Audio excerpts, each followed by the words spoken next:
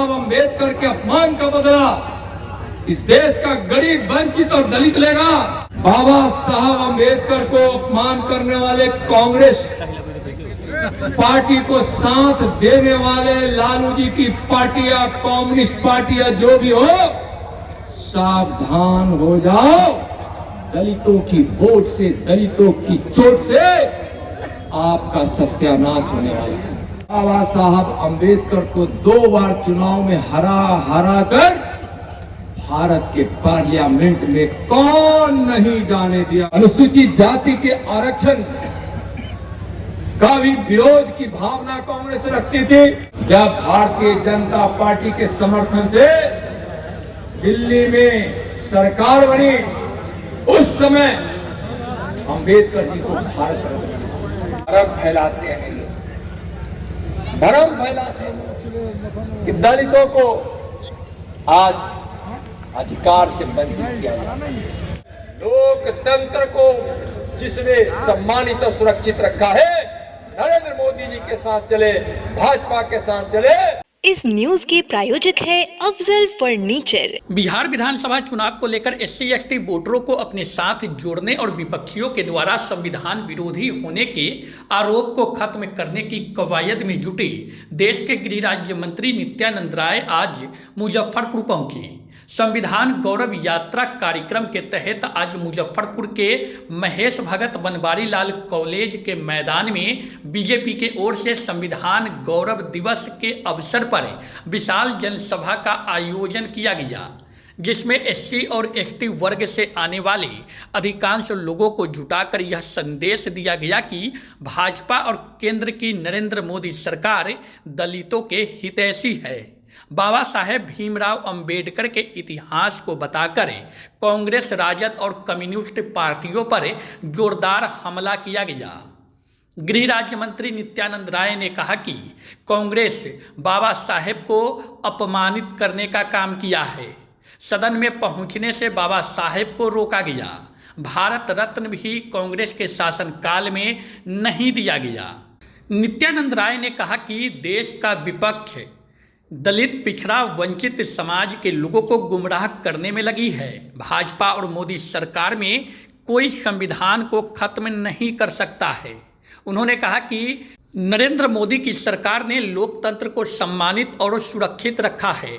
नित्यानंद राय ने उपस्थित लोगों से आह्वान किया कि वो सभी केंद्र की नरेंद्र मोदी सरकार के साथ चले। आज अगर एक व्यक्ति जो दुनिया का सबसे लोकप्रिय नेता है, तो हम भारतीयों का, बिहारियों का सौभाग्य है कि इस नेता का नाम श्री नरेंद्र मोदी। बहुत दिनों से इस देश के गरीब, वंचित, दलित एक सपना देख रहे थे कि हमारा भी कोई मसीहा आएगा और हमारे घर में भी खुशियां आएंगी। उस खुशियों को लाने वाले हमारे प्रधानमंत्री आदरणीय नरेंद्र मोदी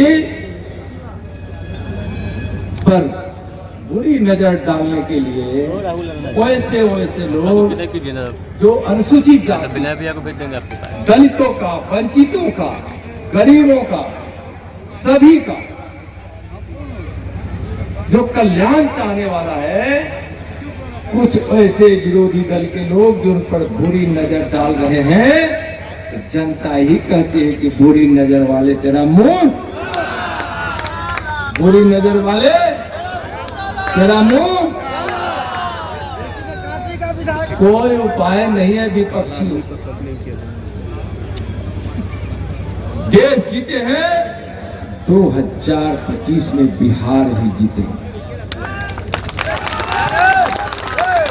और संविधान गौरव दिवस के इस कार्यक्रम में आज जिस संख्या में हमारे यहाँ दलित, अनुसूचित जाति भाई आए हैं, मैं उनको आज बताना चाहता हूं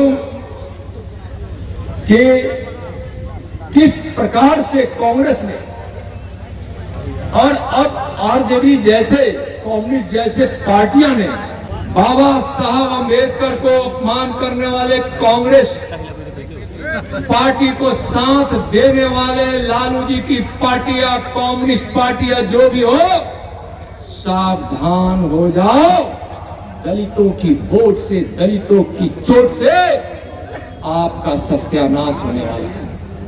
बाबा साहब अंबेडकर के अपमान का बदला इस देश का गरीब, वंचित और दलित लेगा। आज हम कांग्रेस से पूछना चाहते हैं, और आप भी इस बात को पूछिए कांग्रेसियों से, आरजेडी वालों से, कम्युनिस्ट वालों से, कि बाबा साहब अंबेडकर को 2 बार चुनाव में हरा कर भारत के पार्लियामेंट में कौन नहीं जाने दिया, कौन नहीं जाने दिया? सीधा सवाल पूछिए। जिसने इस देश के संविधान की रचना की, ड्राफ्टिंग कमेटी के अध्यक्ष थे भारत रत्न भीमराव अंबेडकर जी। कांग्रेस ने प्रत्याशी भी खड़ा किया और जवाहरलाल की बुरी नीयत ने उनको हराया भी। बाबा भीमराव अंबेडकर इस भारत को एक रखना चाहते थे। इस भारत की एकता, अखंडता एक रहे, यहाँ सबको समान अधिकार मिले।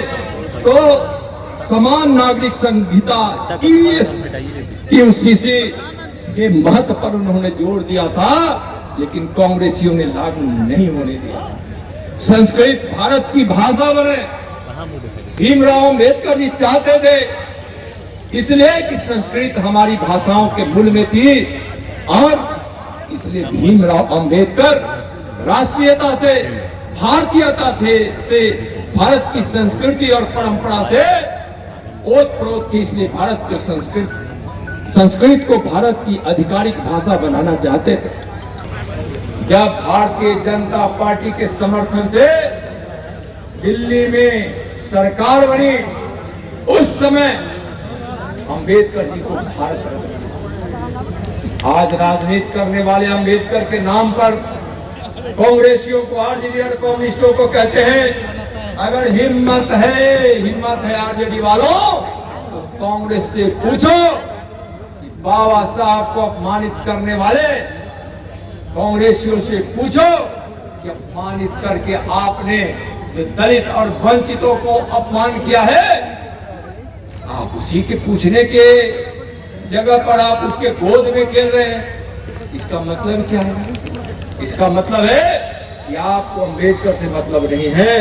आपको अपने परिवार के लिए सत्ता चाहिए, परिवार के लिए कुर्सी चाहिए, परिवार के उन्नति के लिए आपको साधे संसाधन चाहिए। और इसीलिए बाबा साहब अंबेडकर ने ईमानदारी का उदाहरण दिया था। राजनीति में पारदर्शिता को स्थापित करने का जीवन भर प्रयत्न किए, लेकिन इन लुटेरों ने कई लाख करोड़ को, जो गरीबों के हक के खून पसीने की कमाई थी, कांग्रेसियों ने लूटा है, लूटते रहा है। आजादी के बाद से जब जब सत्ता में रही, वह लाखों करोड़ का घोटाला की। और बिहार में 15 वर्षों के शासनकाल में, लालू राबड़ी जी के शासनकाल में, तेजस्वी जी जब उप मुख्यमंत्री थे, उसमें भी क्या क्या हुआ आप सब जानते हैं।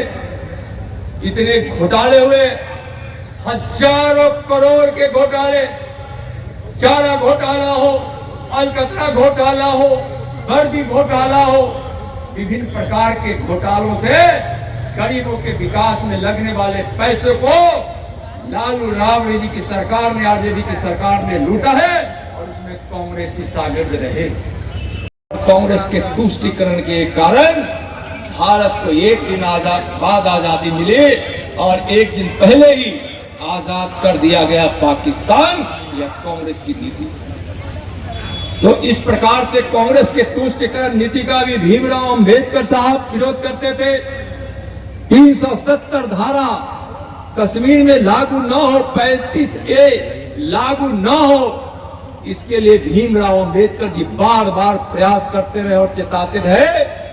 आज 370 धारा जब नरेंद्र मोदी जी की सरकार समाप्त कर दी है, आज अंबेडकर जी की आत्मा को शांति मिली होगी।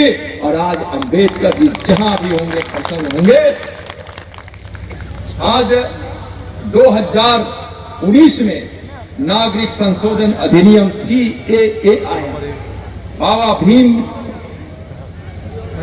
बाबा भीमराव अंबेडकर जी के आदर्शों पर, उनके सिद्धांतों को मानने वाली पार्टी भारतीय जनता पार्टी और उसके नेता नरेंद्र मोदी जी के नेतृत्व में यह काम संपन्न हुआ है।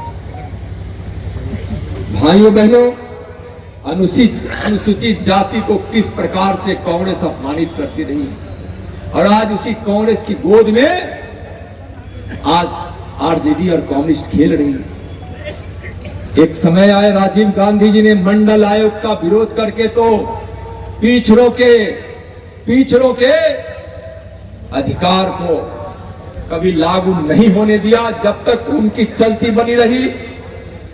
और जब अनुसूचित जाति के आरक्षण का भी विरोध की भावना कांग्रेस रखती थी, अगर अम्बेडकर नहीं होते तो भारत के संविधान में दलितों को, अनुसूचित जाति के लोगों को आरक्षण नहीं दिया जाता। भ्रम फैलाते हैं लोग, भ्रम फैलाते हैं कि दलितों को आज अधिकार से वंचित किया जाता है। कांग्रेसियों ने ही संविधान की धज्जी उड़ाई है। संविधान में बार बार संशोधन करके लोकतंत्र की हत्या की है। चलिए, लोकतंत्र के पुजारी बनने का संदेश अम्बेडकर ने दिया है। अम्बेडकर को नमन करते हुए, याद करते हुए, लोकतंत्र को जिसने सम्मानित और सुरक्षित रखा है, नरेंद्र मोदी जी के साथ चले, भाजपा के साथ चले। शादी का फर्नीचर सेट 34,500 से स्टार्ट। AFZ फर्नीचर के ऑफिशियल YouTube चैनल पर विजिट करिए विशेष जानकारी के लिए और परचेज करिए बिहार के सबसे बड़े शोरूम से।